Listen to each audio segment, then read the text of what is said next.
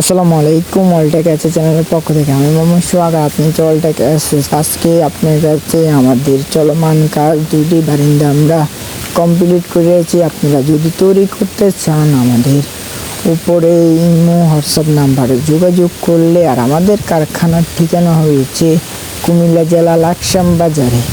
আপনি বাংলাদেশের যে কোনো জায়গা থেকে আমাদের এখানে অর্ডার দিতে পারেন, আর সরাসরি আমাদের কারখানায় এসে যাচাই বাছাই করে অর্ডার দিতে পারেন।